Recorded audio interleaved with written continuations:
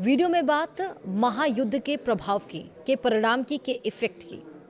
दरअसल जिस तरह वेस्ट एशिया में इजराइल, अमेरिका और ईरान के बीच युद्ध छिड़ा हुआ है, उसने कई सारे देशों में तबाही ला दी है।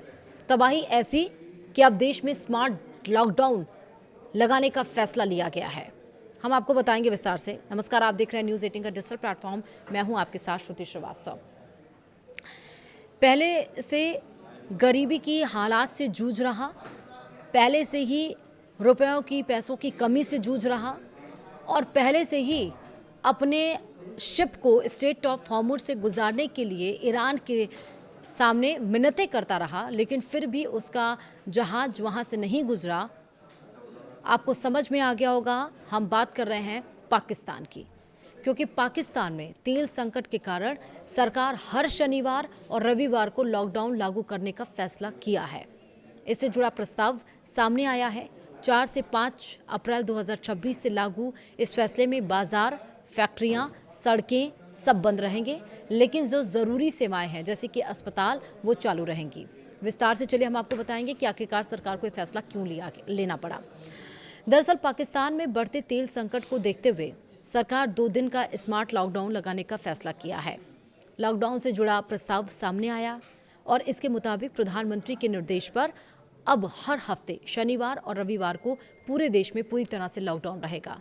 यह नियम 4 और 5 अप्रैल 2026 से लागू होगा। लॉकडाउन हर शनिवार रात 12:01 से शुरू होगा और रविवार रात 11:59 पर ख़त्म होगा, यानी कि वहाँ तक जारी रहेगा। इस दरमियान जितनी भी दुकानें हैं, यानी सभी दुकानें, सभी बाजार, सभी फैक्ट्रियाँ और अन्य कामकाज पूरी तरह से बंद रहेंगे। सर्विस सेक्टर भी बंद रहेगा।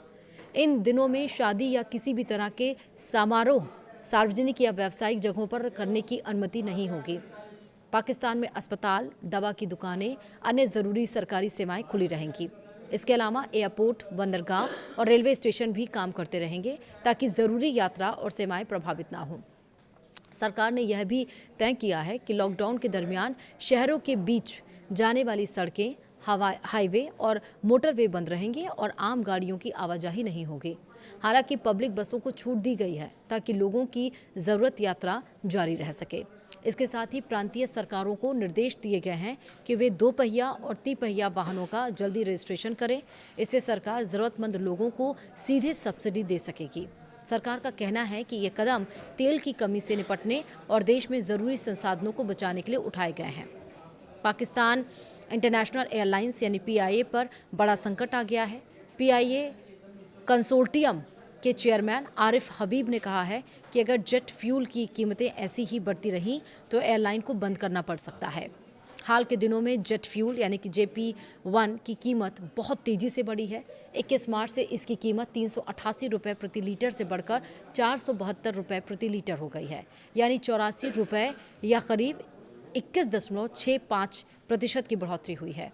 वहीं 1 मार्च से अब तक जेट फ्यूल की कीमत लगभग 150% तक बढ़ चुकी है, जो पहले 190 रुपये प्रति लीटर थी। बताया जा रहा है कि यह बढ़ोतरी बिना आधिकारिक घोषणा के हुई है। इसकी वजह अमेरिका ईरान युद्ध के कारण वैश्विक सप्लाई में आई अनिश्चितता है।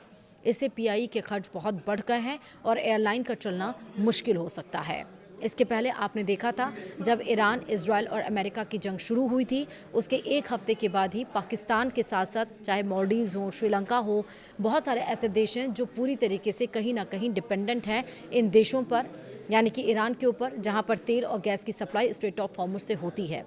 इसलिए मैंने अपने इंट्रोडक्शन में मैंने कहा था कि स्ट्रेट ऑफ हॉर्मुज से शिप को गुजारने के लिए पाकिस्तान ने कई बार बात की, लेकिन ईरान ने उसकी इस बात को बिल्कुल भी तवज्जो नहीं दिया और उसका शिप स्ट्रेट ऑफ हॉर्मुज को क्रॉस करके पाकिस्तान नहीं पहुंच सका। जैसा मैंने कहा, युद्ध जब शुरू हुआ था 28 फरवरी से, तभी 1 हफ्ते बीतने के बाद ही पाकिस्तान में स्पेशली जो फ्राइडे है, यानी कि 4 वर्किंग डेज लगा दिए गए थे। फ्राइडे को वर्क फ्रॉम होम दे दिया गया था, चाहे वो गवर्नमेंट ऑफिसर्स हों, चाहे वो प्राइवेट ऑफिसर्स हों, यानी कि सिर्फ 4 दिन ही लोग ऑफिस जा रहे थे। बाकी फ्राइडे, सैटरडे और संडे ये लोग वर्क फ्रॉम होम कर रहे थे। लेकिन अब क्योंकि युद्ध की स्थिति अब क्या होगी उसका पता तो है नहीं। जिस तरह से इस युद्ध में हूथी की एंट्री हो चुकी है, जिस तरह से एक नया प्लान अमेरिका की तरफ से तैयार किया जा रहा है, जो हमले लगातार किए जा रहे हैं, उससे अब साफ जाहिर है कि ये युद्ध 28 फरवरी से शुरू होकर आज 30वें दिन में पहुंच चुका है और युद्ध कब रुकेगा इसकी कोई गारंटी नहीं है। और अब पूरी तरीके से इस लॉकडाउन ना लगे, लोगों को वो कोरोना वाला फेज़ ना फेस करना पड़े, इसलिए पाकिस्तान में ये स्मार्ट लॉकडाउन लगाया गया है। ज़रूरी सेवाओं को खोला गया है। Bus station, airport, railway station ये सब खुले रहेंगे ताकि यात्रियों को अगर इमरजेंसी में आना जाना पड़े तो उनको परेशानी ना हो। लेकिन ऑफिसर्स हुए, चाहे गवर्नमेंट ऑफिस हुए, चाहे प्राइवेट ऑफिस हुए, चाहे शादियाँ हुई, होटल, रेस्टोरेंट, बाज़ार, फैक्ट्रियाँ, ये सब बंद कर दिए गए हैं। यानी कि इन पर काम करने वाले लोग अब घर में बैठेंगे जब फ्राइडे और सैटरडे, नहीं सॉरी माफ़ करिएगा, सैटरडे और संडे, क्योंकि स्मार्ट लॉकडाउन लगाया गया है 2 दिन का। जो 2 पहिया वाहन है, जो 3 पहिया वाहन है, उसको रजिस्ट्रेशन कराना होगा और सड़कों पर घूमने वाले जो वाहन है उनकी रफ्तार भी अब पाकिस्तान में 2 दिन के लिए थमी है। यानी स्मार्ट लॉकडाउन सरकार की तरफ से लगाया गया है ताकि स्थिति को थोड़ा कंट्रोल किया जा सके। फिलहाल वीडियो में इतना ही। नमस्कार।